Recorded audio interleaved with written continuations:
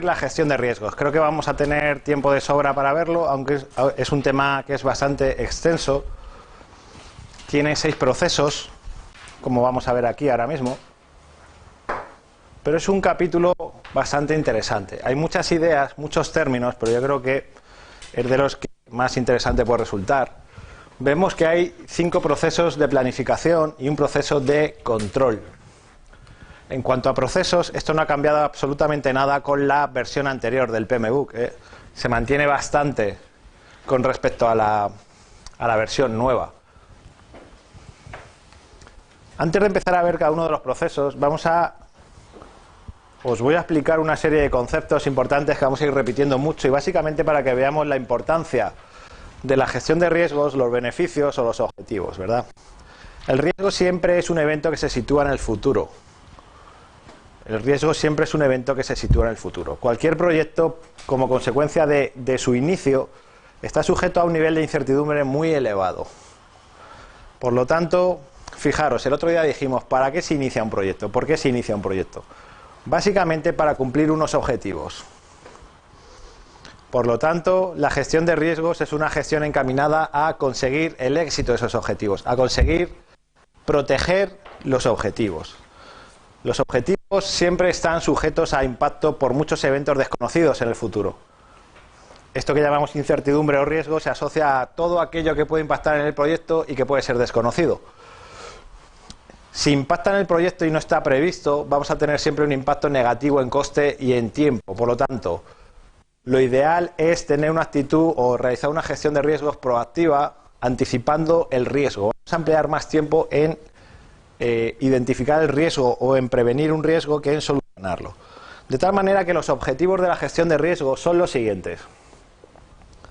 1.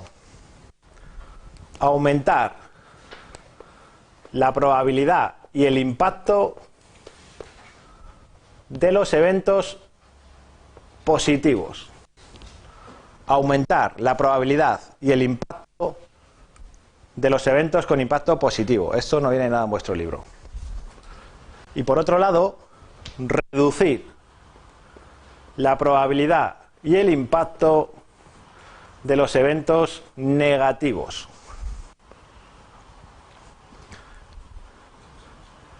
Reducir la probabilidad y el impacto de los eventos negativos. Cuando hablamos de la gestión de riesgos bajo el enfoque del PMI, como os comenté ayer, no hablamos solamente en el sentido de riesgo que normalmente conocemos, que es el de impacto negativo. Este evento con impacto negativo es lo que técnicamente se conoce como amenaza. Y por el contrario, el proyecto puede ser impactado por eventos con impacto positivo. Y es lo que técnicamente se conoce como oportunidades.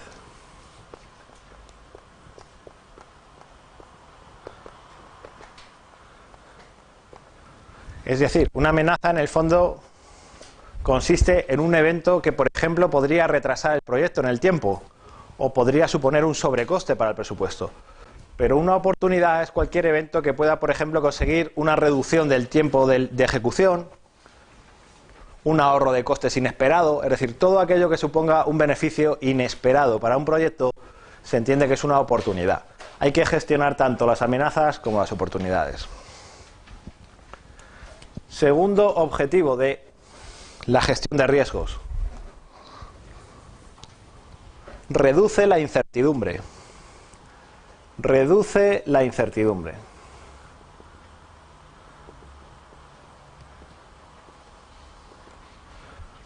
Lo peor que nos puede pasar como directores en un proyecto es que la incertidumbre se mantenga muy alta durante todo el proyecto. La incertidumbre hace que los actores interesados no estén satisfechos, estén intranquilos, no estén seguros de si el proyecto va bien o va mal. Por lo tanto, la sensación de incertidumbre hay que reducirla. La incertidumbre se traduce como la falta de conocimiento sobre algún evento que puede impactar. Es la falta de conocimiento. Por eso el nivel máximo de incertidumbre siempre se sitúa al inicio de un proyecto. Aquí. Porque es donde tenemos la mayor falta de conocimiento del proyecto. No sabemos muy bien cuál será el alcance final. no tenemos demasiada información, no tenemos demasiado conocimiento y por lo tanto el nivel de incertidumbre es alto. ¿Qué podemos hacer para reducir ese nivel de incertidumbre? Una buena gestión de riesgos. Vamos a ver precisamente luego cómo el nivel de incertidumbre disminuye a medida que el proyecto avanza, ¿no? Nunca desaparece, pero sí disminuye. Tercer objetivo de la gestión de riesgos: proteger el éxito de los objetivos de mi proyecto. Proteger el éxito de los objetivos.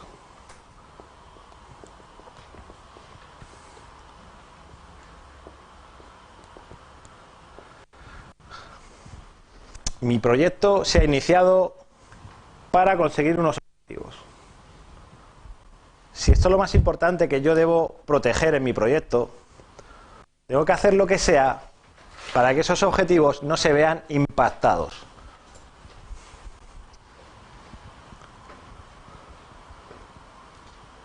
Vamos a ver durante este capítulo cómo la gestión de riesgos está muy relacionado con otros 3 capítulos del PMI, o bueno, del PMBOK, que es la gestión de las comunicaciones, gestión de tiempo y de costes. Precisamente porque, como dije el primer día, al hablar de la triple restricción, el cronograma y el presupuesto del proyecto, digamos que son protegidos por la gestión de riesgos. Tenemos un mayor control del presupuesto de un proyecto y tendremos un mayor control del cronograma de un proyecto con una buena gestión de riesgos. Y el cuarto de los objetivos de una buena gestión de riesgos es que anticipa problemas.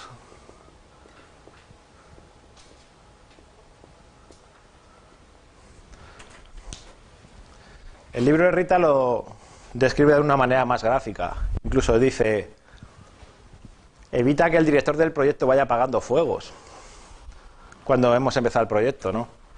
¿Qué quiere decir apagar fuegos? Que las cosas no se han planificado bien, que no se han previsto bien, que van surgiendo problemas cada 2 por 3 y al final el director es el responsable de ir apagando todos los fuegos que surgen. Eso se puede anticipar. En un gran porcentaje, todos los problemas o todo aquel evento negativo que pueda impactar en un proyecto se puede prever. Como os dije ayer, hasta el 90% de los eventos negativos que pudieran impactar en un proyecto se pueden anticipar. Imaginaros lo que supone para unos objetivos, para proteger unos objetivos, identificar el 90% de lo que puede ir mal en un proyecto. A veces ponemos demasiado énfasis en un proyecto, en pensar y en planificar mucho para que todo vaya bien o para definir cómo puede ir bien, pero nos tenemos que preocupar de lo que puede ir mal en muchas ocasiones. ¿Qué puede ir mal? ¿Qué puede suceder? ¿Qué puede impactar? Vamos a ver que hay un concepto que vimos ayer que era el de riesgo desconocido, que hace que no todos los riesgos sean predecibles, ¿no? Hay algunos que se escapan a la identificación, pero bueno, eso lo veremos después. Hablando de otro orden de cosas, hay que decir que los procesos de gestión de riesgos son de consideración obligatoria.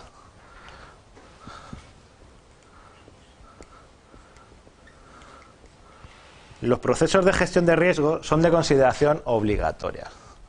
Me da igual cómo sea el proyecto, me da igual el tamaño, que la gestión de riesgos siempre es necesaria.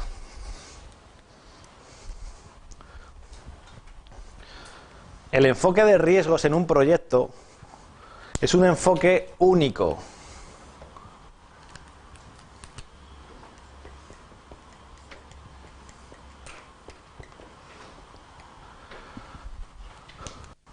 Podemos partir de una base común, esto siempre os lo digo, siempre podemos partir de categorías de riesgos, podemos partir de matrices de priorización que ya estén hechas, podemos partir de muchos datos históricos de la organización, pero el enfoque es único. ¿Por qué? Porque cada proyecto por definición es distinto, ¿no? La complejidad varía, los actores interesados que participan son muy diferentes, la prioridad dentro de tu organización también es distinta, el alcance de cada proyecto suele variar, por lo tanto no puedo hacer el mismo enfoque de riesgos para todo y eso no es óbice para que yo tenga pues una planificación, unos procesos ciertamente estandarizados. Y Una característica de los procesos de gestión de riesgos es su iteratividad. Iteratividad. Hay muchas preguntas que hacen referencia a riesgos que aparecen, pero cuando el proyecto ya se encuentra en su ejecución, o estamos en seguimiento y control. Y me da igual dónde esté. Siempre la gestión de riesgos sigue el mismo patrón, que era lo que os ponía ayer también.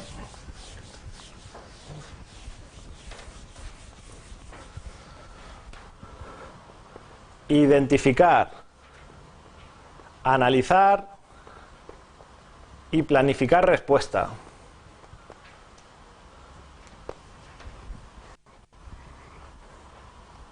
Esto es muy sencillo y se ve muy bien cuando estoy en la planificación, ¿no? Esto es lo que tengo que hacer en la planificación. Vais a ver que los procesos son esos. Identificación de riesgos, análisis cualitativo y cuantitativo, plan de respuesta, bien. Pero ¿qué pasa cuando estoy en la ejecución? ¿Qué pasa cuando estoy en la ejecución y aparece un riesgo nuevo? Me da igual, siempre es lo mismo. Aparece un nuevo riesgo, se identifica, se analiza y se responde. Por eso se dice que pues, los riesgos también es un esfuerzo bastante transversal, porque constantemente pueden surgir riesgos. Es igual como veremos mañana con la identificación de actores interesados. Yo identifico actores interesados aquí, al inicio de mi proyecto. ¿Pero qué significa esto? ¿Que no pueden aparecer actores interesados nuevos? ¿Que no puedo identificar nuevos? Claro que sí. En cualquier momento, exactamente igual con los riesgos. En cualquier momento pueden aparecer riesgos nuevos y por lo tanto hago siempre lo mismo. ¿Qué es un riesgo?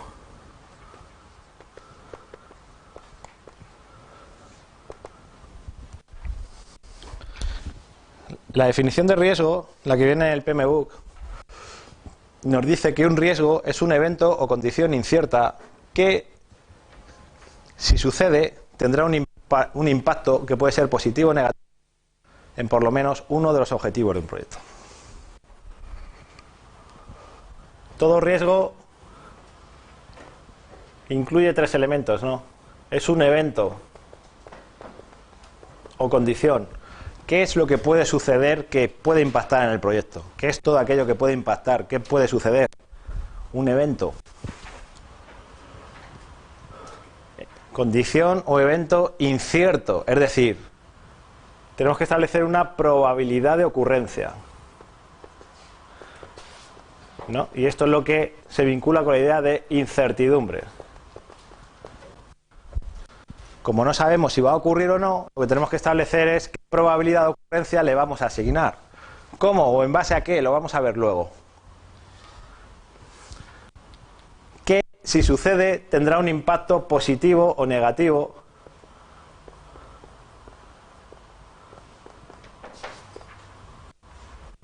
en por lo menos uno de los objetivos del proyecto. A estos efectos se entiende que los objetivos del proyecto son alcance,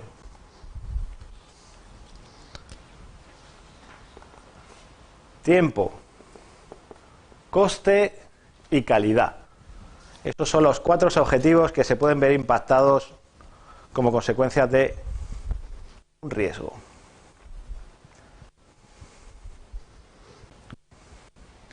Por lo tanto, a un riesgo siempre lo califica el evento, la probabilidad y el impacto. Evento, probabilidad e impacto. Siempre. Evento, probabilidad e impacto.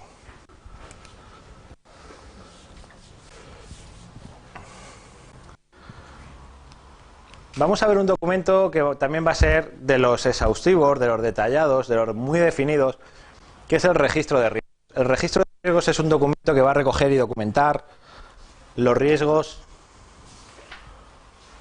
pero eso no significa que todos los riesgos que se identifican, que me parece que lo hablamos ayer, pueden surgir muchos riesgos. En un proyecto grande, nuevo, de 2 años, de muchos millones de euros de presupuesto, pues puede haber cientos de riesgos. ¿Eso significa que todos van a tener el mismo tratamiento? ¿Eso significa que todos son igual de importantes para el proyecto? ¿Eso significa que todos impactan de la misma manera? No. Lo que tenemos que hacer una vez que tengamos identificados los riesgos es priorizar. Por lo tanto, vamos a ver un término que se llama priorización de riesgos. Priorización.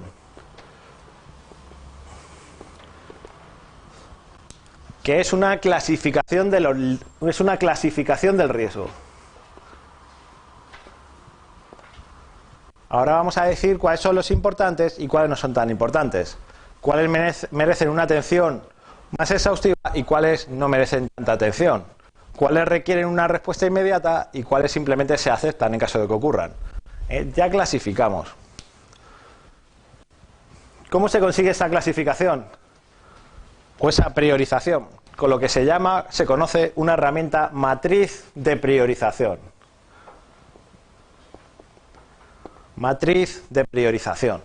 También se llama de hecho matriz de probabilidad por impacto. Matriz de priorización, matriz de probabilidad por impacto.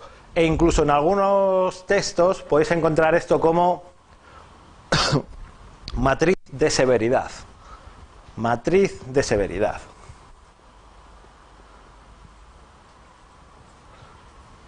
Igual que al hablar de probabilidad por impacto.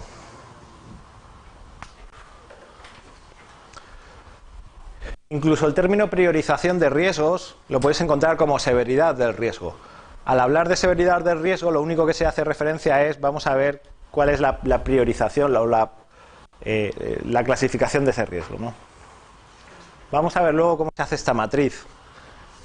¿Pero cómo se prioriza? Pues justamente con esto, multiplicando la probabilidad de ocurrencia de un riesgo con su impacto. Esto nos va a dar un resultado.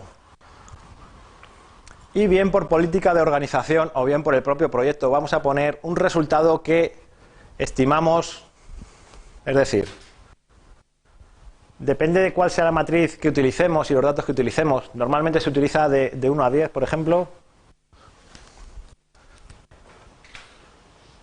y de 1 a 10, aunque esto varía mucho por las organizaciones. De tal manera que el resultado máximo o el rango de resultados posibles sería desde 1 hasta 100, ¿no? Cuanto más cercano a 100 esté la multiplicación de un riesgo, más crítico es ese riesgo. ¿Qué significa? Que tiene una probabilidad de ocurrencia de 8 y un impacto de 8. ¿Qué significa impacto de 8? ¿Qué significa impacto de 7? Esto necesitamos tener luego otra matriz que veremos, ¿no? Pero esto multiplica 64 y habrá otro que sea 9 y 9 y digamos 81. La organización puede establecer cuál es el resultado a partir del cual se entiende que los riesgos son críticos. Y va a decir, los riesgos más críticos son los que tengan una puntuación de 75 a 100. Y va a hacer un corte ahí. Y ese resultado, o los riesgos incluidos en esa lista crítica, van a ser los más críticos para el proyecto. Lo vamos a ver luego, pero básicamente para que veáis cómo se calcula esto, ¿no? Que tiene una multiplicación, se asignan unos valores y en un momento dado la organización pone ese resultado máximo a partir del cual se entiende que los riesgos pueden ser críticos para el proyecto. ¿Por qué es importante esto? Porque tienen un tratamiento especial. Como consecuencia de clasificar los riesgos, vamos a tener 3 grandes categorías de riesgos, basadas en su prioridad. Aquellos riesgos que de verdad son críticos y son los que tienen severidad alta o prioridad alta. Estos riesgos que son de verdad los pocos críticos se incluyen en lo que se conoce como la short list o la lista corta. Lista corta de riesgos prioritarios. Luego hay un conjunto de riesgos que quedan encuadrados dentro de lo que se conoce como prioridad moderada.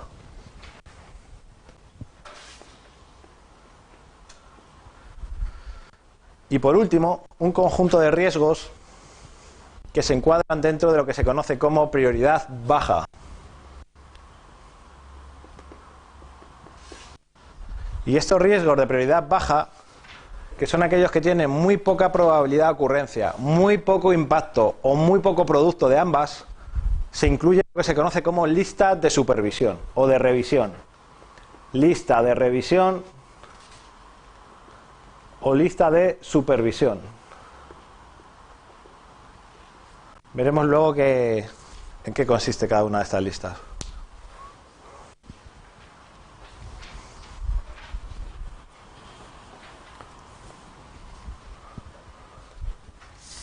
Bien.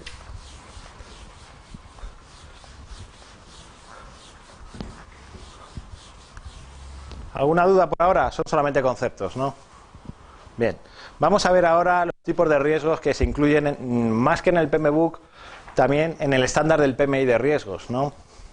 Ayer vimos dos que son los dos grandes grupos, las dos grandes categorías. Riesgos conocidos, riesgos desconocidos.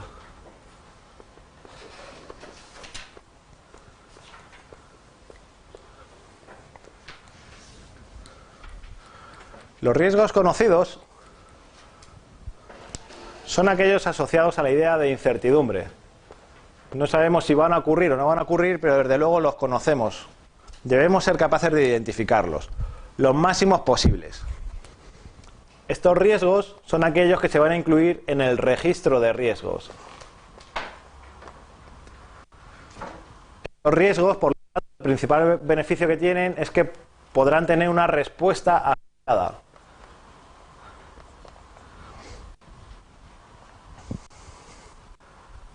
Y vamos a ver que para estos riesgos, con cierta reserva, veremos luego cuándo, es para los que se establece la reserva de contingencia.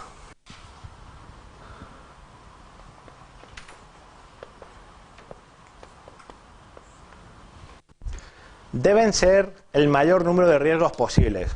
Debemos alcanzar una altísima precisión para identificar todo lo que se pueda conocer.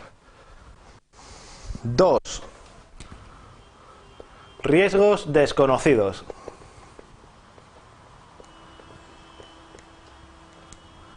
Ya no están unidas a la incertidumbre, están unidas a la idea de impredecibilidad. Impredecibilidad, que es la ausencia total de información, la ausencia total de conocimiento. Todo aquello que ni se nos pasa por la cabeza, todo aquello que ni se te ocurre, que es imposible de prever. Se asocia siempre, por ejemplo, a desastres naturales, casos de fuerza mayor, actos de terrorismo, insurgencias populares, todo este tipo de cosas que, bueno, que a uno ni tan siquiera se le pudieran pasar por la cabeza. Ya que son totalmente impredecibles, no forman parte del registro de riesgos. No están en el registro de riesgos. Si no están en el registro de riesgos, ¿tienen una respuesta? Tampoco. No hay respuesta. No respuesta. ¿Qué pasa cuando suceden? Estos riesgos realmente no se identifican. Estos riesgos realmente los sufres. Es decir, los identificas cuando te suceden ya. Cuando un riesgo sucede, el término que utiliza el PMBOK es que se convierte en un problema. Un riesgo es algo que todavía no ha sucedido, que se identifica. Cuando sucede es un problema para el proyecto.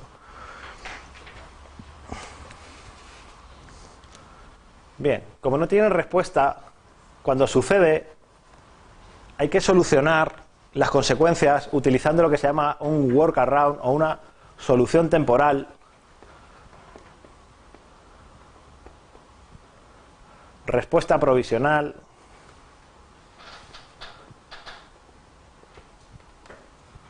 Puede haber algún término más, pero básicamente siempre hace referencia a que algo es un parche, ¿eh? Una solución temporal, una respuesta provisional, arréglalo como puedas, ya veremos cómo luego. Y esto lo llevamos contra la famosa reserva de ¿qué? De gestión. Esto va contra la reserva de gestión.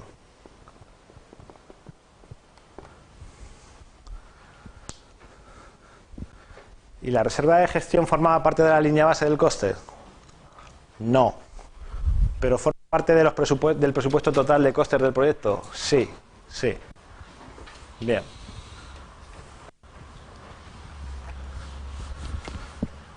Estas son las dos categorías. Yo creo que casi con exclusividad cualquier pregunta que tenga que ver con riesgos siempre va a estar encuadrada entre conocidos y desconocidos. Pero cuidado, hay más tipos de riesgos que hay que conocer. Riesgos secundarios.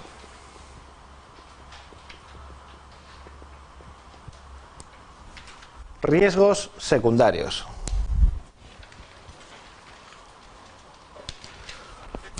Un riesgo secundario es un riesgo que aparece como consecuencia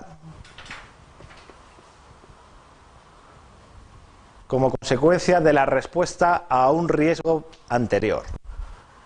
Me parece que el otro día os comenté algo. Podemos identificar como un riesgo la falta de experiencia para realizar un trabajo en concreto. Falta de experiencia. Este es un riesgo identificado, este es un riesgo conocido, e implementamos una respuesta y decimos, bueno, lo subcontratamos a un tercero. Esta es nuestra respuesta. Como consecuencia de implementar una respuesta a un riesgo previo, aparece un riesgo secundario.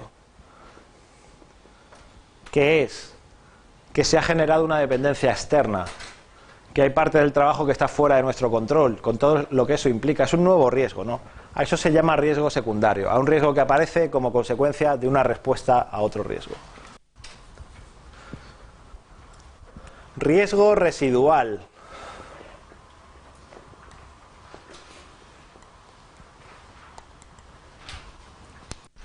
Un riesgo residual es aquel que permanece.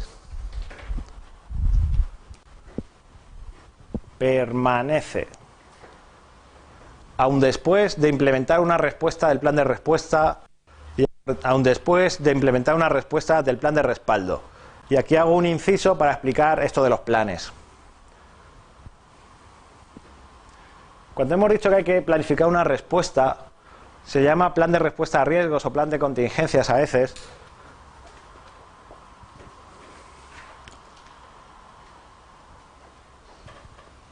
Se genera una respuesta para un riesgo determinado. Existe lo que se llama plan de respaldo.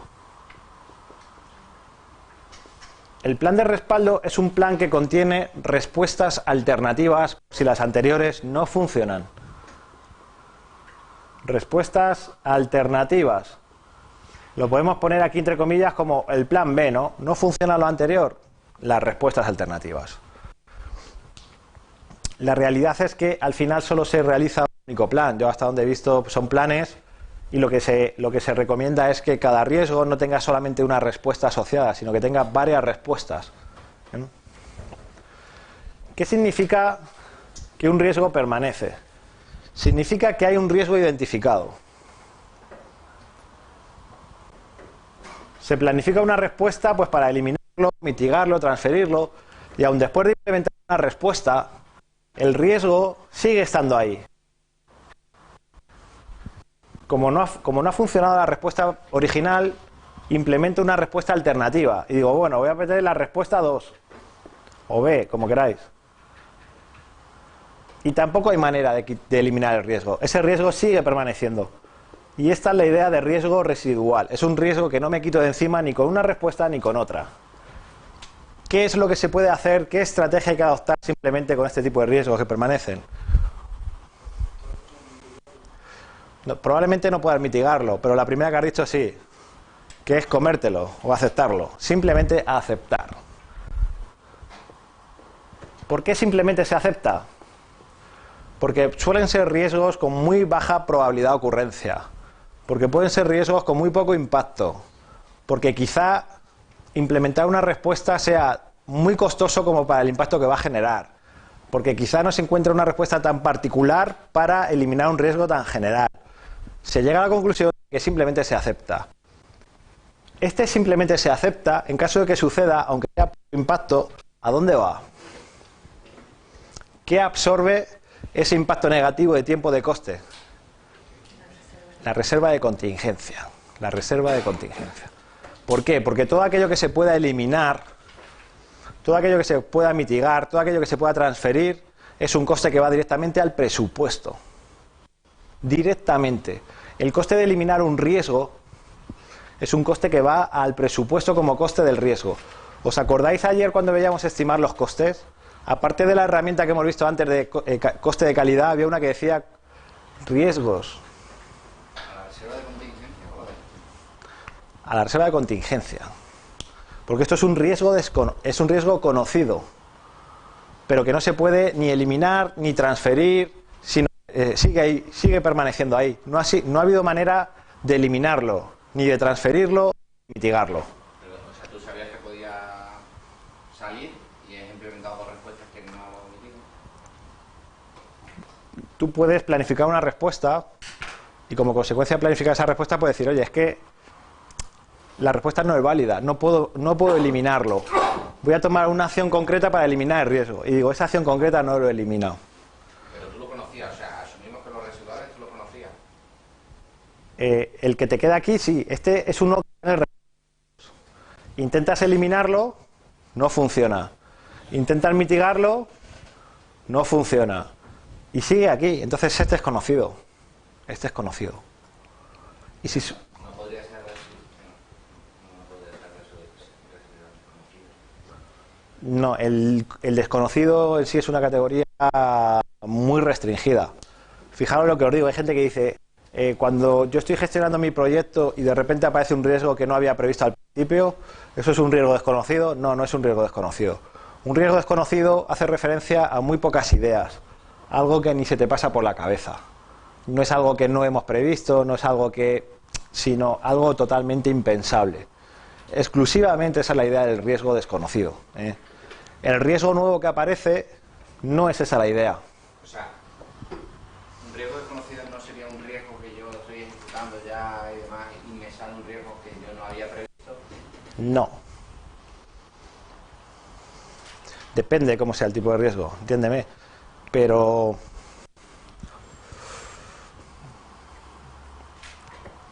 por ejemplo, piensa en lo siguiente. El caso que os decía el otro día de la empresa esta de distribución que debido a la explosión del volcán en Islandia pues se vio impactada porque no pudieron salir los aviones, es totalmente desconocido.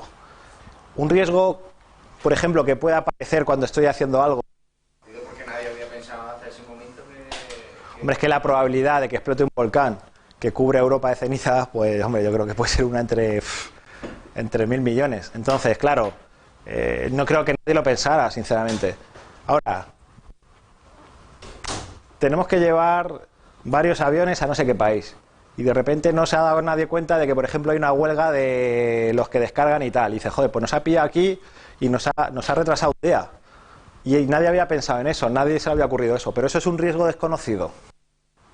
No del todo, quiero decir, eso es un riesgo que se puede prever, que se debería haber conocido.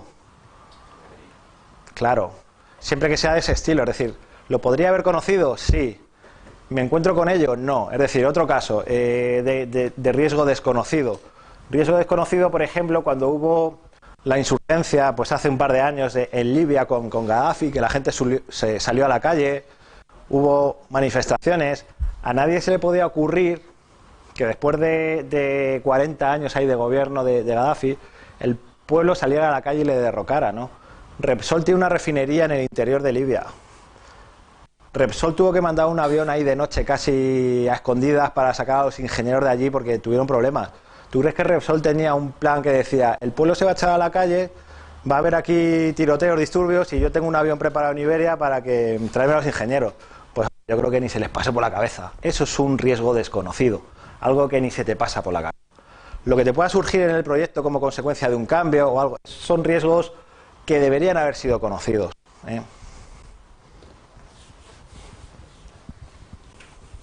Precisamente el quinto tipo de riesgos que vamos a ver tiene referencia con lo que acabas de decir, y es lo que se llama riesgo emergente. Riesgo emergente.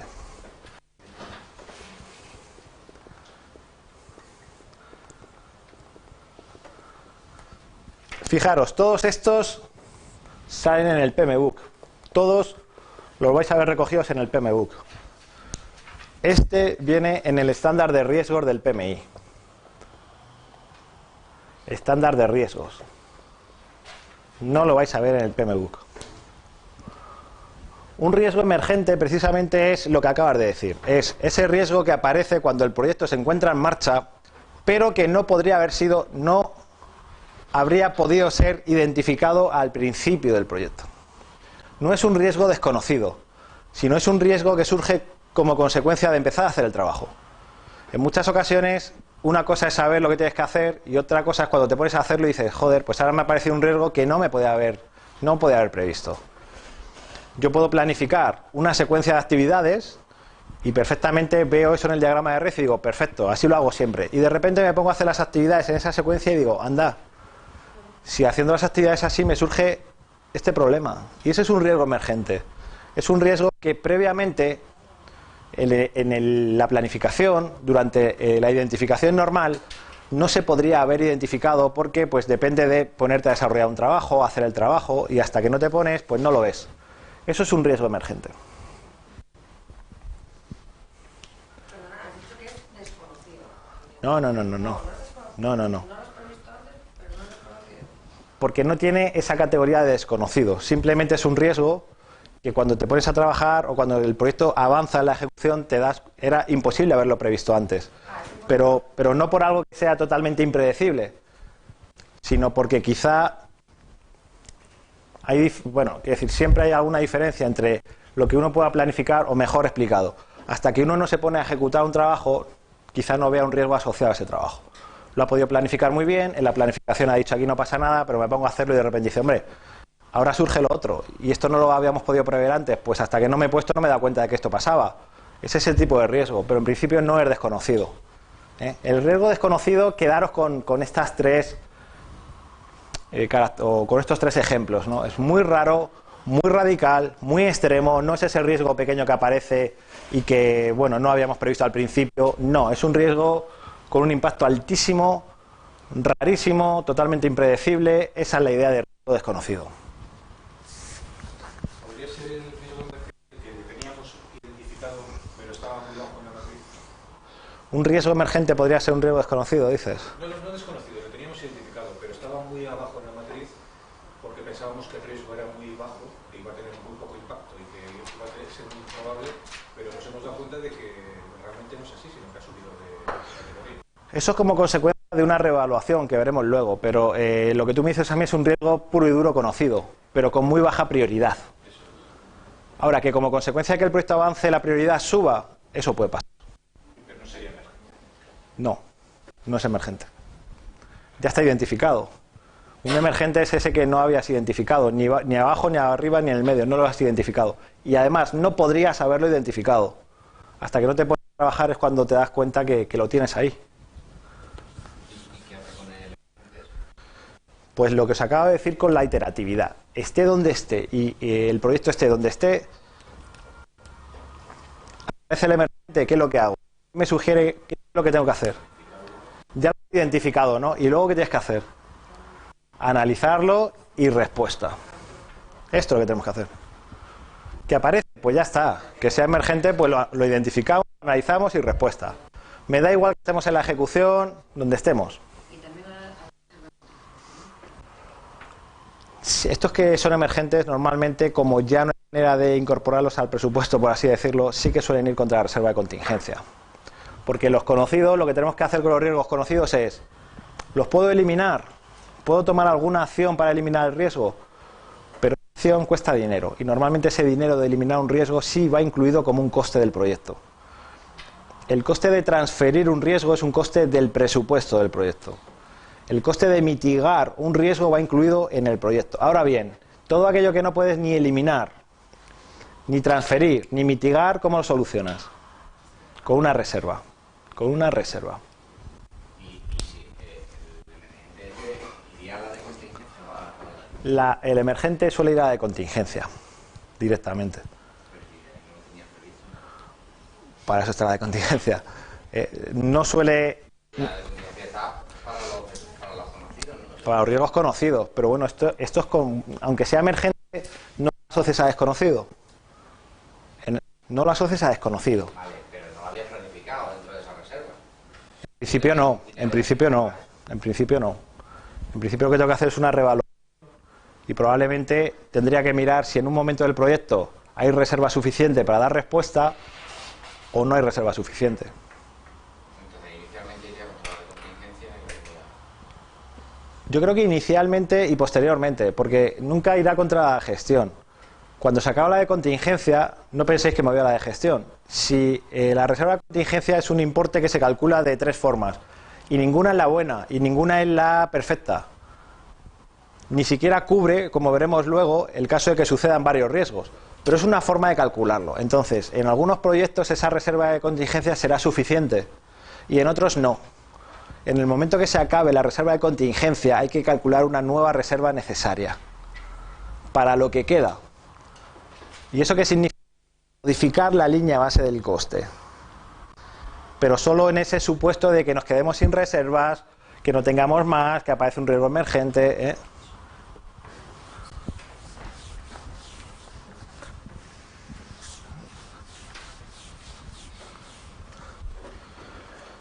Bien, a ver qué podemos ver más.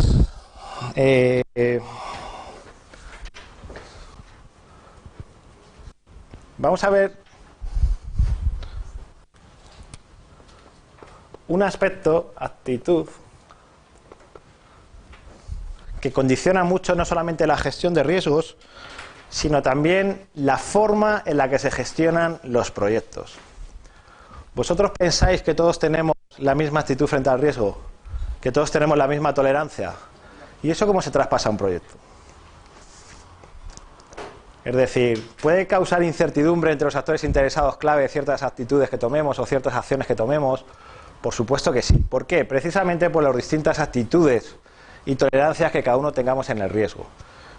Cuando doy algún curso de riesgo suelo hacer un juego que es para que veamos las diferentes actitudes. Y yo digo siempre, los objetivos que se pueden ver impactados por un riesgo, coste y tiempo, que se pueden cuantificar.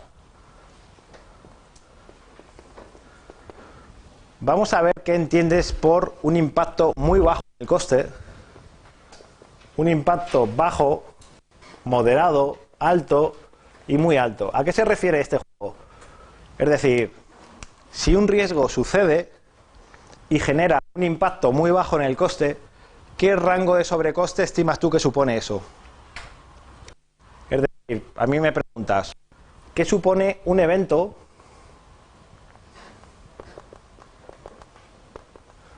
que cause un impacto muy bajo en el coste del proyecto? Es decir, si sucede, ¿qué sobrecoste podría causar? Y yo digo, por ejemplo, pues entre el 1 y el 3. Moderado, pues entre el 7 y el 11, yo qué sé. Muy alto, pues más del 17 o del 18. Si hiciéramos eso, probablemente no coincidiríamos ninguno.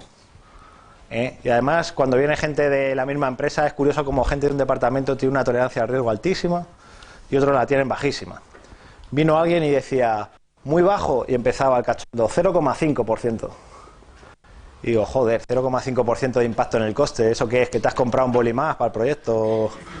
Porque joder, un 0,5 si eres capaz de llegar a ese nivel de definición ya.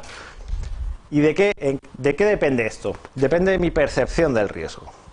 Depende de mi percepción de lo que entiendo. ¿Es muy arriesgado? ¿No es muy arriesgado? ¿Es incierto para mí? ¿No es incierto? ¿Cómo me lo tomo?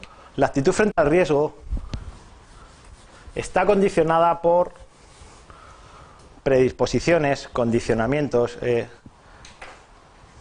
forma que las personas de forma consciente o inconsciente transmiten hacia el exterior, basado en sus experiencias pasadas, que pueden ser buenas o malas. Esto todo te hace que tengas una predisposición a las cosas, ¿eh?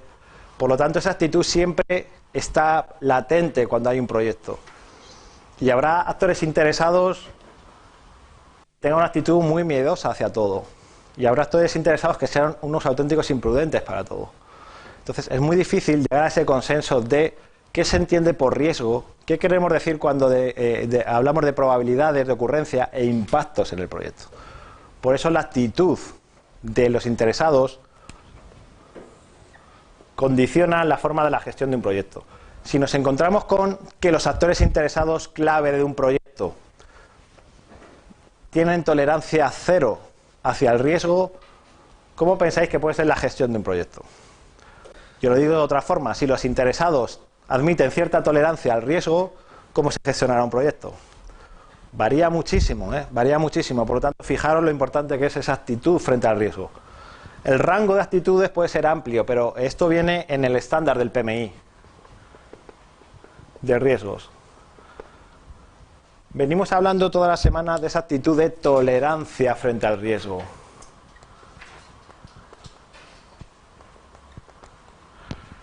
Tolerancia es esa actitud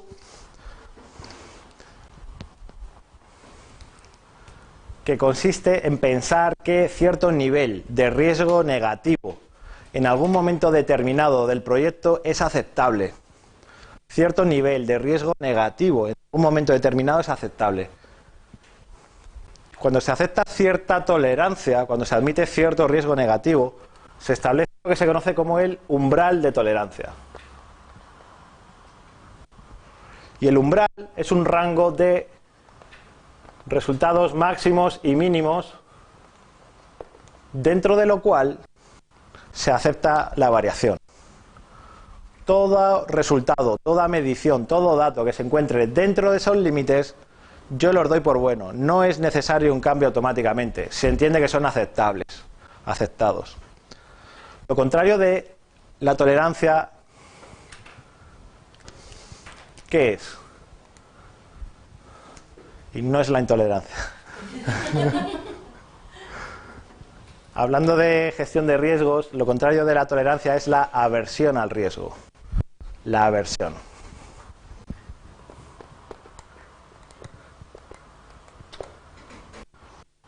Es esa actitud que no admite ningún riesgo negativo en ningún momento de un proyecto. No admite tolerancias. Imaginaros lo que supone esto. Si yo estoy desarrollando un proyecto, por ejemplo, y tenemos una variación del coste del 1%, cambio. Si en el siguiente periodo tenemos una variación del 0,2%, cambio. No nos podemos salir de lo planificado. ¿Qué estilo de gestión o qué estilo de liderazgo tendrá que implementar un director cuando hay aversión al riesgo? ¿Qué se os ocurre? ¿Cómo tiene que ser el estilo de liderazgo de un director?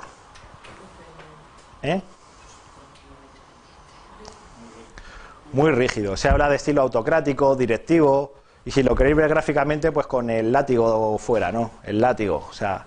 Y sin embargo, cuando estamos hablando de un proyecto que acepta cierta tolerancia, cuando se admite que los resultados puedan variar en algún momento dado, ¿qué estilo de liderazgo puede implementar un director del proyecto? Hay mucho, se habla de participativo, delegativo, de consenso, ¿no?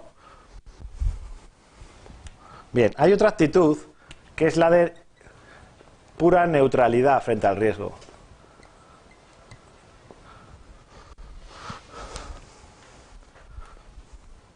Pues prácticamente no tomar ninguna acción específica ni para evitar el riesgo ni para ganar una oportunidad. No hago absolutamente nada. Desarrollo mi proyecto, si sucede un riesgo ya veré cómo lo soluciono, si gano una oportunidad, pues perfecto, bienvenida sea. Pero no hacer nada activo, ni a favor ni en contra de un riesgo, ni para evitar ni para ganar una oportunidad.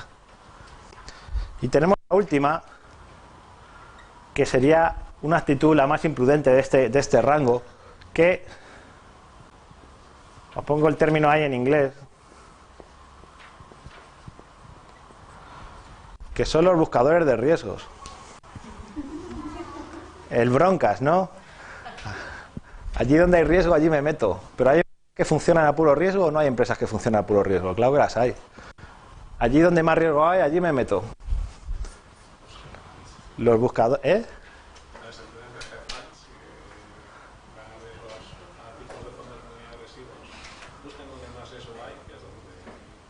Claro, exacto, van a puro riesgo, vamos. Por lo tanto, eso sería una actitud pues la más extrema del rango, ¿no?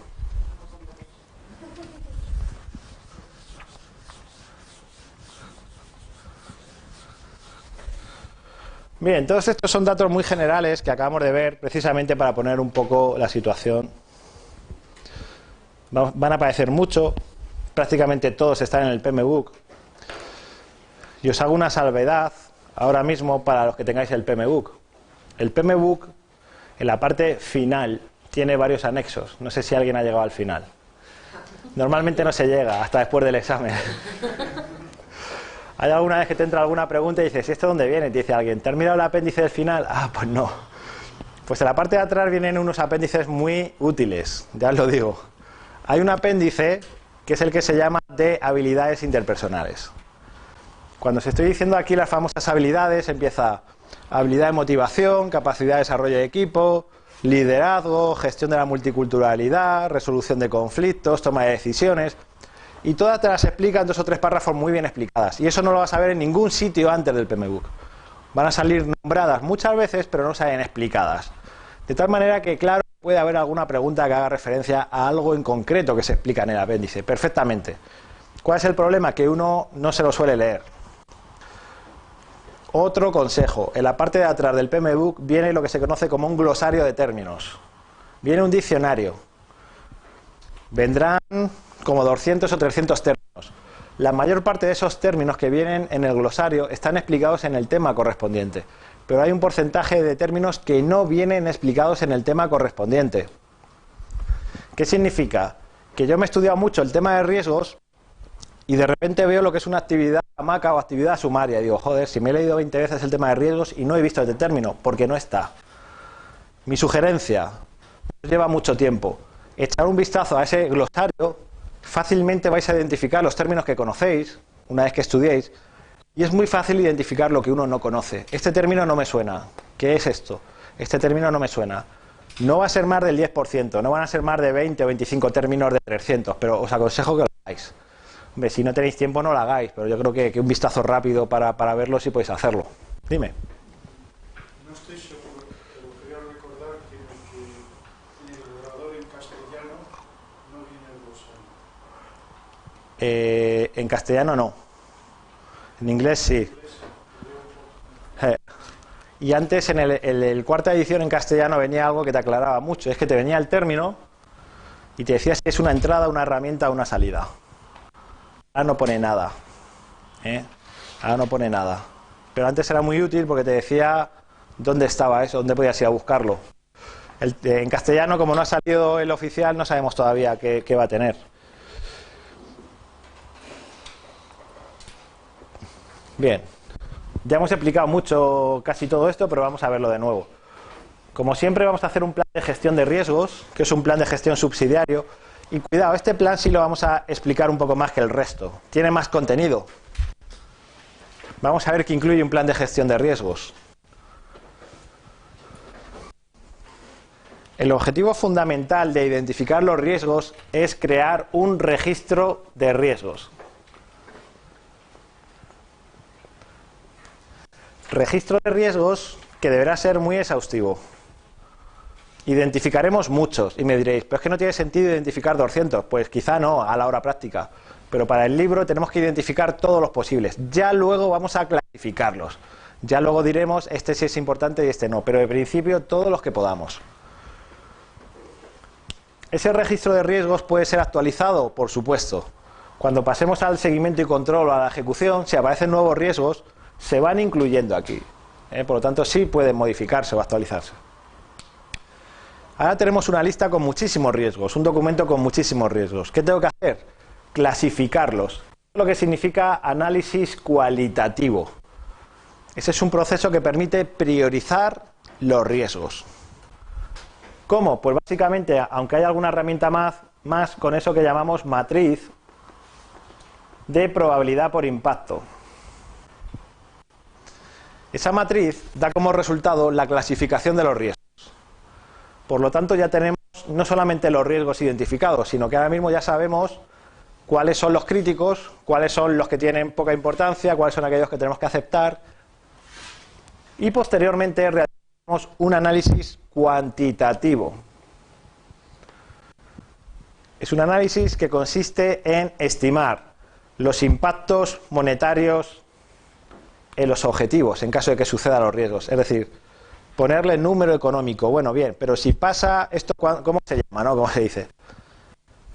Es el único de los procesos que no es estrictamente necesario.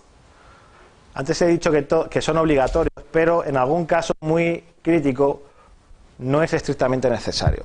Y es el único de los procesos que admite la utilización de software de gestión de riesgos.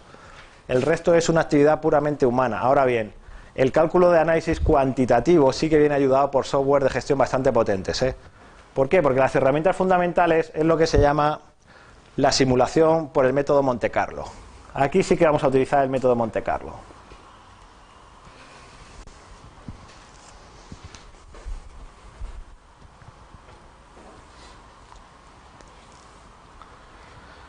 Y por último, planificar una respuesta a los riesgos.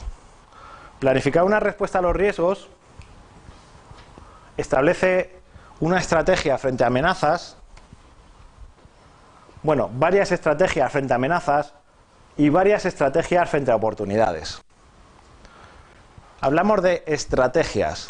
Cada estrategia, es decir, si utilizamos una estrategia de eliminar un riesgo, esa estrategia necesita de acciones concretas para eliminar, ¿no? Pero estamos hablando de estrategias como nivel general. Bien. Y por último, tendremos el control de riesgos. Y la herramienta fundamental, bajo mi punto de vista, aquí es lo que se llama reevaluación de riesgos. Reevaluación de riesgos.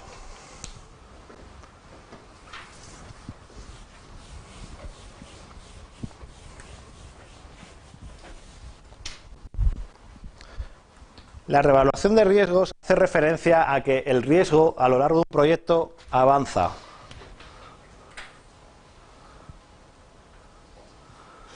Cuando yo estoy aquí en la planificación, hago un registro de riesgos.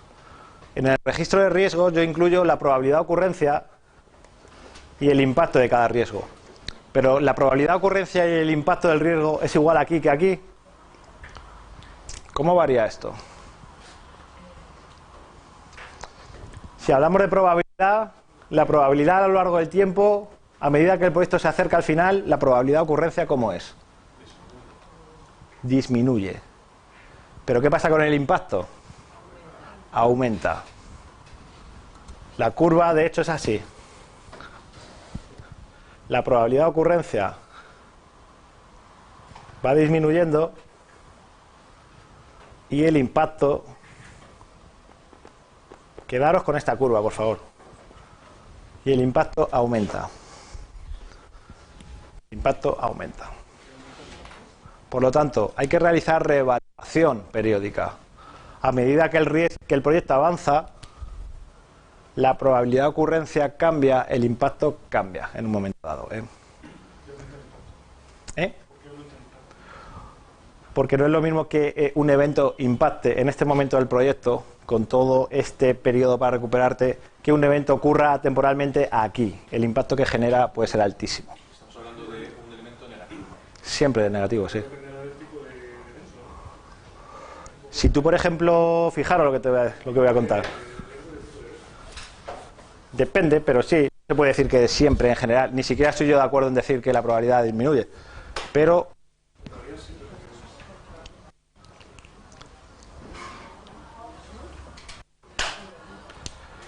debemos pensarlo algo tan sencillo como ayer cuando hacíamos el ejercicio del diagrama de red.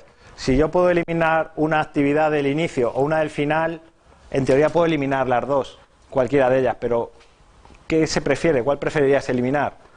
La del principio, precisamente porque te genera o tienes mucho recorrido para recuperar. Por lo tanto, un evento, cada vez que se hace más al final, tiene un impacto más alto en un proyecto. Hasta un riesgo mínimo se puede convertir al final del proyecto en algo complicado. Fijaos un ejemplo, por ejemplo. ¿Creéis que, una cuestión a la hora de identificar los riesgos es saber diferenciar lo que es un riesgo de lo que es un hecho? El libro de Rita Mulcahy de riesgos incluso dice que aquellos riesgos que identifiquemos una probabilidad de ocurrencia de más del 85% deberían ser tratados como hechos y no como riesgos. Es decir, si tú en tu proyecto sabes desde el minuto 1 que no tienes los recursos necesarios para completarlo a tiempo, ¿eso es un riesgo o es un hecho? Riesgo, falta de recursos. No es un riesgo, si ya lo sabes. Ya sabes que no tienes recursos, eso no es un riesgo. Por lo tanto, ¿podríamos decir que algo que sabemos al 100% se puede considerar un riesgo o no? No. Vale. Os voy a poner un ejemplo.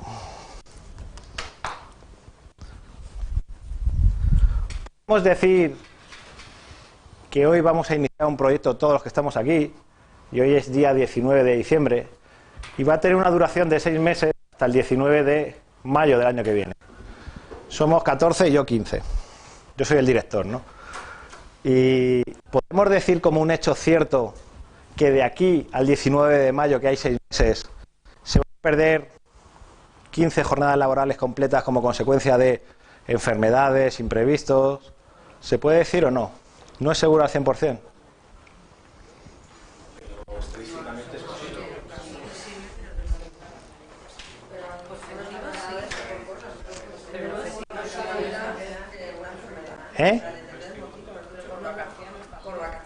No, por vacaciones no. Por la gripe, porque ha surgido que a mi mujer la tengo he tenido que llevarla no sé cuánto, porque mi hijo no sé cuánto si he faltado, porque... Pero eso es un hecho o es un riesgo. Es un hecho. Si miras estadísticamente. una organización que lleve X años y puede estadísticamente ver que ha ocurrido eso, eso es un hecho, va a ocurrir al año siguiente también.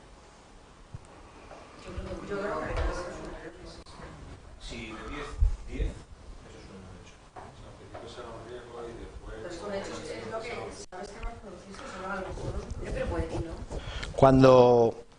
Cuando yo establezco una probabilidad de ocurrencia de los riesgos, que es lo que veremos en el análisis cualitativo, yo veo un riesgo y tengo que establecer una probabilidad de ocurrencia. ¿Esta probabilidad en qué está basada? Está basada en muchas cuestiones. Y una de las que se suele tener en cuenta a la hora de calcular ese porcentaje, no de calcular, sino de establecerlo, es la frecuencia de ocurrencia anterior. Si yo estoy en una organización y me dedico a temas, tengo muchos elementos electrónicos por ahí encendidos y con mucha información, y para mí es muy importante que no se vaya la electricidad en un momento dado, o que si se va tengo algo que me genera electricidad, yo puedo decir, hay un riesgo identificado y es la que se vaya la electricidad, un fallo de electricidad. ¿Qué probabilidad de ocurrencia hay? Y yo puedo decir, me voy a los activos de procesos de la organización, reviso los proyectos de los últimos 5 años y me doy cuenta de que en 5 años nunca se ha ido la luz. ¿Qué probabilidad de ocurrencia le pondría a ese evento? ¿Alta o baja? Tirando abajo. Si yo miro los archivos de la organización y veo que en los últimos 5 años se ha ido la luz 7 veces, ¿qué probabilidad de ocurrencia le dabais? ¿70 o podrías decir, esto casi seguro que va a pasar? Alto. ¿Eh?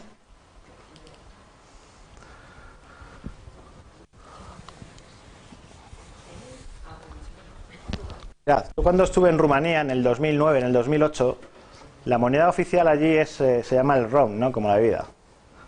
Y cuando yo llegué, 1 euro eran 3,25 rones. Y cuando yo me fui, 1 euro eran 4,50. Es decir, se devaluó, no sé qué deciros, un 30% en un año y medio. Antes de ir allí, yo me puse a mirar el Banco Central de Rumanía, los datos que tenía y los gráficos de la comparativa de la evolución del euro y del dólar con la moneda. Y en los últimos años se había devaluado todos los años un 15 o 20%. Eso, mi consideración del riesgo de la devaluación de lo que se compra, que era un hecho o un riesgo. Eso fue un hecho, vamos, está más claro que el agua. Si yo os dijera a vosotros, vamos a invertir en Venezuela, la probabilidad que hay de devaluación, de que nos quiten 2 ceros por arriba, 2 por abajo y cosas así, es que lo tenemos que dar por hecho, casi. Entonces, bueno, esto lo podemos dar.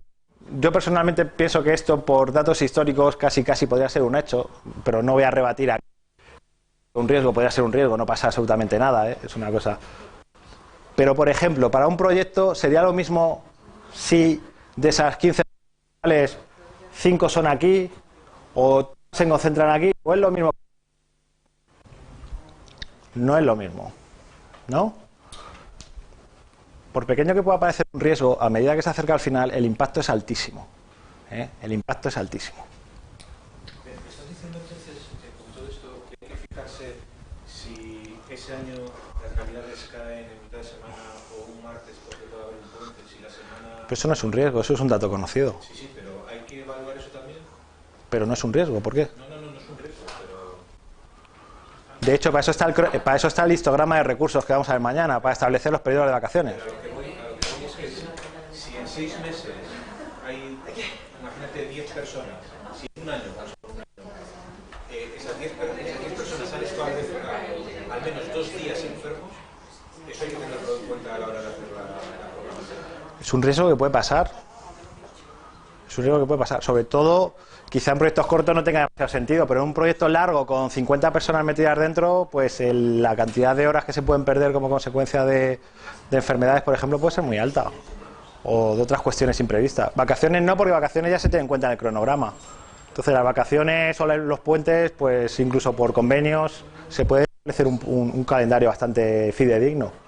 Pero lo otro podría ser en un momento dado, ¿no?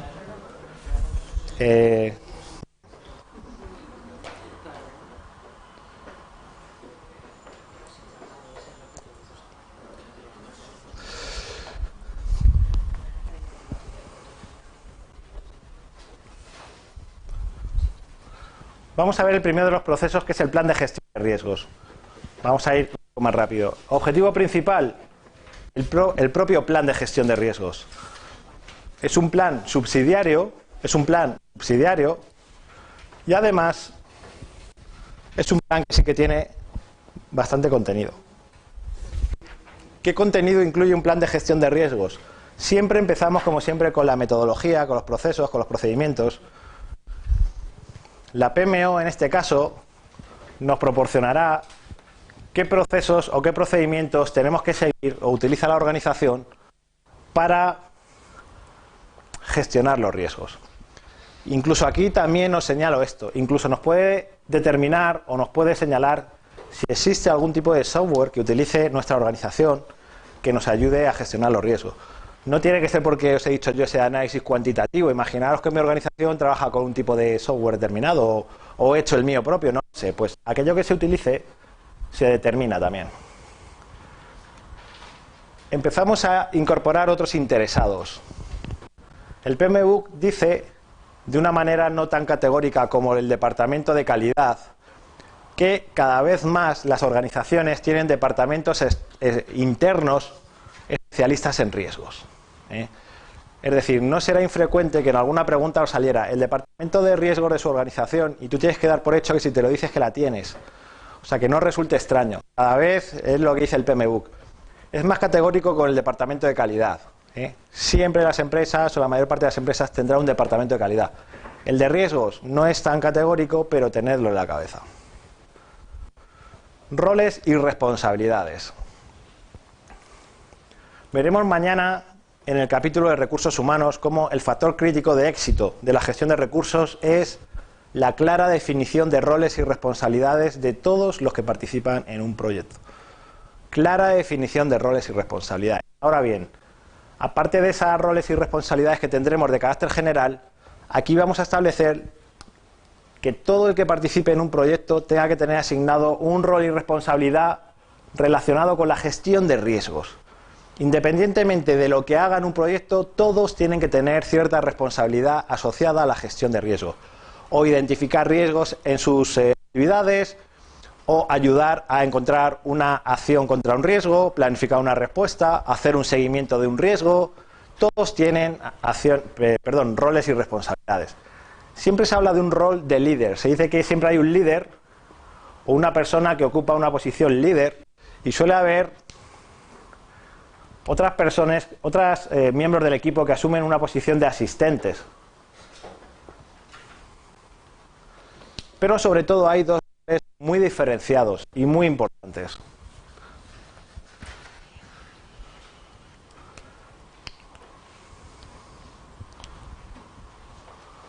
Un rol que es el de aquella persona o aquel miembro del equipo que está encargado en un momento dado de identificar y hacer un seguimiento y control de los riesgos. Tiene ese rol.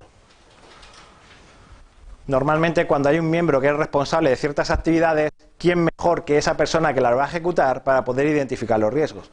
¿Quién mejor que esa persona que lo está ejecutando para hacer un seguimiento y control? Pero hay un perfil muy determinado que va a explicar aquí.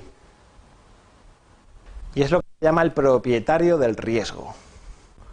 Propietario del riesgo. También se conoce como propietario de la acción frente al riesgo. Propietario de la acción frente al riesgo. Cuando veáis este término de propietario del riesgo, va más allá de la identificación o seguimiento y control. Esta es la persona responsable de implementar una respuesta cuando el riesgo tiene lugar. Es decir, cuando un riesgo sucede y por lo tanto se convierte en un problema, siempre hay alguien que tiene la responsabilidad de implementar la respuesta que se ha planificado. Y es lo que se conoce como propietario del riesgo o propietario de la acción frente al riesgo. ¿Cuál es la realidad? La realidad es que estos perfiles no están tan diferenciados. Al final, aquella persona o aquel miembro del equipo que tiene responsabilidad de ejecutar unas actividades, pues de una manera general, tanto ayuda a identificar como hace el seguimiento y control, como en el caso de que cuando está haciendo el seguimiento y control ocurra un riesgo, pues implementa la respuesta. En el fondo estos dos roles recaen sobre la persona que ejecuta la acción normalmente. Pero a efectos teóricos, a efectos del libro, hay que diferenciar. Que hace un seguimiento el propietario frente al riesgo, el que implementa la respuesta. O sea, la de arriba es rol de seguimiento y control. Y de identificación. Identifica y hace un seguimiento y control sobre ciertas actividades, a ver si ocurre alguno de los riesgos. Y el de abajo es que el que solamente implementa la respuesta, solo implementa la respuesta.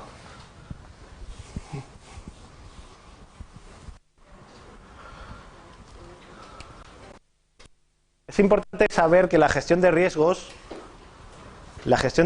supone un esfuerzo, no solamente de tiempo, sino también de dinero. Es decir, identificar riesgos necesita actividades concretas de identificación. Ponerse a pensar un poco entre todos qué respuesta puede ser la más útil para eliminar o transferir un riesgo exige un esfuerzo de tiempo, unas actividades que hay que acomodar en un cronograma y un presupuesto que hay que acomodar también. Cuando identificamos respuestas y queremos eliminar un riesgo, si es posible eliminarlo, lo mejor que podemos hacer siempre que se identifica un riesgo es eliminarlo. Eliminada la causa, eliminado el riesgo. Es lo mejor que se puede hacer. Pero claro, eliminar un riesgo quizá conlleve acciones específicas que requieran de un tiempo y de un dinero. O mitigar o transferir. Por lo tanto, la gestión de riesgos requiere de tiempo, requiere de dinero. Hay que establecer categorías de riesgos. Las categorías de riesgos son riesgos agrupados que suelen estar relacionados, ¿verdad? ¿Por qué hay que utilizar categorías de riesgos? Aquí tenemos lo que llamamos el otro día estructura de desglose de riesgos.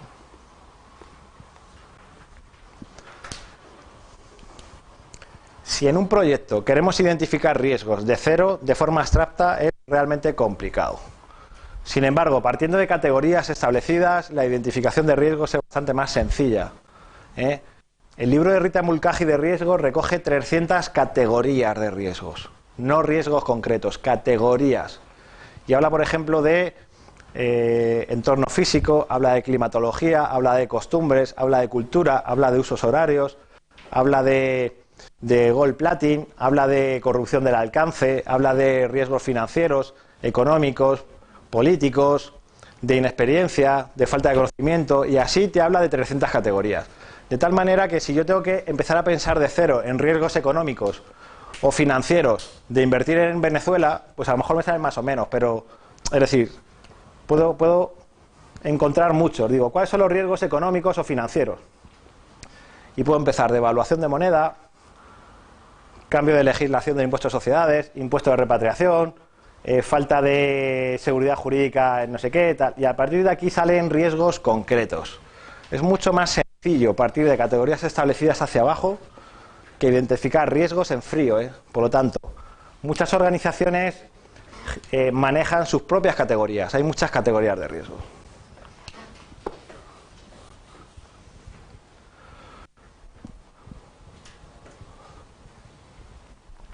Para explicar esto voy a pasar un poco para abajo.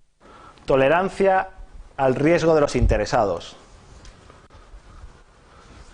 Ese es un elemento crítico para la gestión de un proyecto. ¿Qué actitud frente al riesgo tienen los interesados? Os dije el primer día que esta tolerancia de los interesados o esta tolerancia al riesgo de los interesados se incluye dentro de un gran concepto que venimos viendo mucho, siempre repetido. ¿Cuál es? ¿Cuál? No. Hablamos de dos conceptos que son una entrada, que siempre son entradas. Y una es la de activos de procesos de la organización. ¿Y cuál era la otra? Factores ambientales. Esto es un factor ambiental de la empresa. Cuidado, es importante saberlo. La tolerancia al riesgo de los interesados se estima que es un factor ambiental de la empresa. Es decir, es un factor o un elemento que puede condicionar la forma en la que puedo gestionar el proyecto. Y os decía, los factores ambientales de la empresa no siempre quedan recogidos por escrito. Y aquí tenéis una muestra. Esto es una percepción, ¿eh? En ningún sitio hay un folio que diga el director ejecutivo es que es muy miedica. Esto no está por ahí escrito. Eso es una percepción que tiene uno. Se generan ciertos formatos de informe. Luego veremos en el seguimiento y control qué informes se generan. Pero ya no son esos famosos informes de estado, de pronóstico, de avance. Aquí se genera otro tipo de informe. Vamos a ver qué tipo de informe. Y qué actividades de seguimiento y control vamos a utilizar. Podemos utilizar siempre lo que llamamos activos de procesos de la organización. Esto es un activo de procesos. La organización, tradicionalmente, trabaja con una categoría de riesgo establecida. O tiene una lista, o tiene una matriz, o en algún sitio hay una estructura de glose de riesgo que me dice esto es más o menos lo que generalmente se tiene en cuenta. Esta matriz de probabilidad, que veremos luego un ejemplo, también es un activo de proceso. No deja de ser una plantilla. Todo lo que sea plantillas, documentos estándar, todo eso está hecho. Entonces esa matriz de probabilidad por impacto la hay solamente de riesgos, las hay de riesgos y oportunidades, la hay de forma global del proyecto, la hay por objetivos, tiempo, coste. ¿Cómo la vamos a hacer?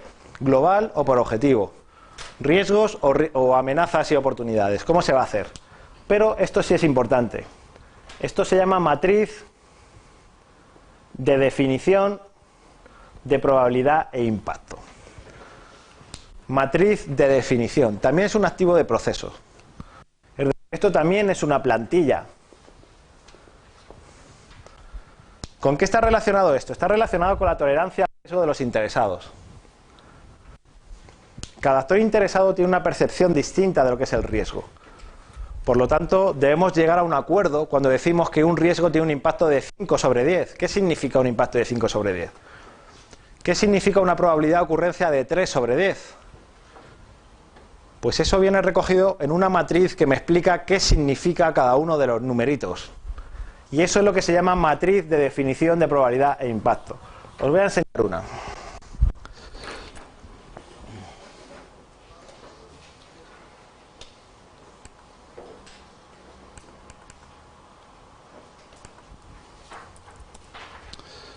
Me he pasado.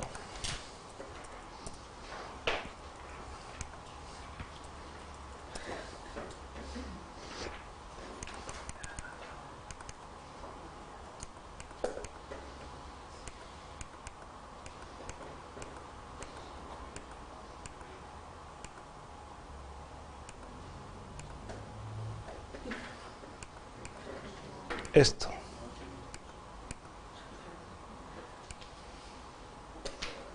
Esto en concreto es una matriz de definición de impacto solamente. Y me dice, tenemos unos objetivos del proyecto: coste, tiempo, alcance y calidad. El alcance y calidad, claro, cuantitativamente es complicado definir. Coste y el tiempo sí. De tal manera que me dice, ¿qué entendemos por un impacto muy bajo, bajo, moderado, alto o muy alto? Es decir, esto tiene esta forma. Pero os voy a enseñar ahora una que es distinta a esta. Y me dice en cuanto al coste, ¿qué significa un impacto muy bajo en el coste? Un aumento de coste insignificante. ¿Qué significa un impacto bajo en el coste? Un aumento del coste inferior al 10%. ¿Qué significa un impacto moderado? Pues un aumento o un impacto en el coste que hace que aumente entre el 10 y el 20. Y así sucesivamente. Exactamente igual para el tiempo. Los eventos no impactan de la misma forma en todos los objetivos. Puede haber un evento que impacta mucho en coste y no en tiempo, más en tiempo y poco en coste, es decir, eso depende. Dime. Lo has dicho que es un activo de proceso de la organización, ¿no? Sí, la plantilla. La plantilla. Porque los datos hay que rellenarlos en cada proyecto. Claro. Esto al final es un acuerdo de los actores interesados clave para decir, este es demasiado general. Os voy a enseñar algo más que va de 1 a 10. Las escalas van de... Estas matrices, esto se llama matriz de definición de probabilidad de impacto, suelen utilizar varios tipos de escalas. este en particular utiliza las dos que hay. Como veis aquí, se utilizan escalas relativas o numéricas. Una escala numérica es cuando somos capaces de dar un número a ese impacto. Hay que tener mucha capacidad, mucha experiencia, mucha madurez en la gestión de riesgos para poder afinar tanto con un número. Las escalas numéricas pueden ser lineales y no lineales. Esa es una escala numérica no lineal. Y cuando no somos capaces de dar esa definición, no tenemos la experiencia o la habilidad de llegar a esa precisión, lo que hacemos es utilizar letras, palabras, ¿no? Texto, muy bajo, bajo, moderado, eso es una escala relativa. Cuando en una matriz utilizamos letras para definir los impactos, es lo que se conoce como escalas relativas o cualitativas. Y cuando sí somos capaces, pues estamos hablando de escalas numéricas. Os voy a enseñar una que quizás nos ayude un poco más.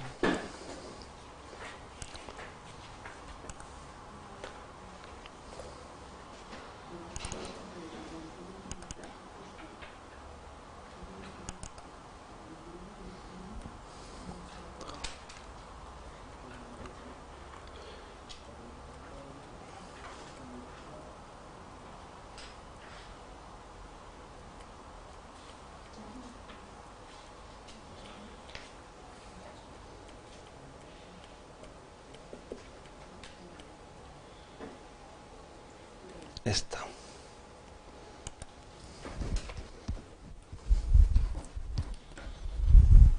Este es un ejemplo que viene, me parece que en el estándar, no sé si ahí lo pone, estándar de riesgo.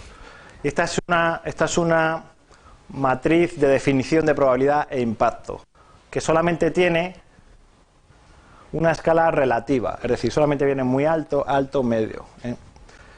Y me dice, ¿qué se entiende cuando yo digo que hay una probabilidad muy alta de que un evento ocurra? Pues es que le he atribuido una probabilidad de ocurrencia entre el 61 y el 99. ¿Y eso qué supone en tiempo? Un retraso de 40 días, de más de 40 días. ¿Qué supone en coste? Un sobrecoste de más de 200.000 euros. En cuanto a calidad, ¿qué significa que sea moderado o medio? Pues una probabilidad de ocurrencia entre el 21 y el 40, un retraso de tiempo entre 11 y 20 días y un sobrecoste de entre 51 y 100.000 euros. Esto es una matriz. Y si fuéramos a algo todavía más sencillo, que yo creo que por aquí no tengo nada más.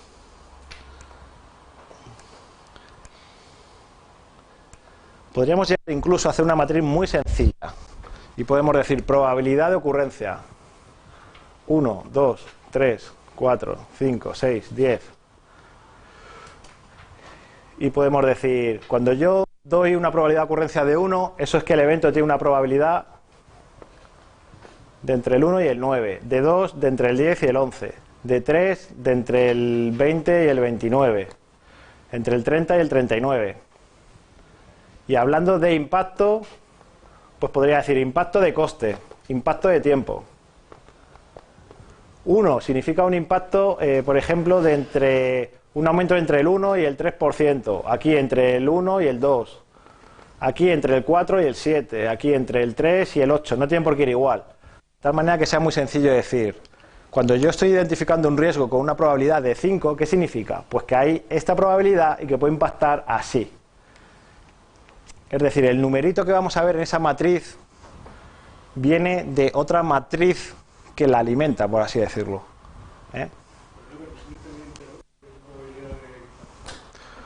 Sí. Un impacto de 5, o sea, una probabilidad de 5 y Sí. un impacto de 3. Sí, y puede haber un evento que tenga una probabilidad de ocurrencia del 5% y un impacto de 9 sobre 10. Claro que puede haber, o y al revés. Lo vamos a ver luego en la matriz, eso se ve muy bien. Vamos a parar 5 minutos, que si no se nos está haciendo un poco largo.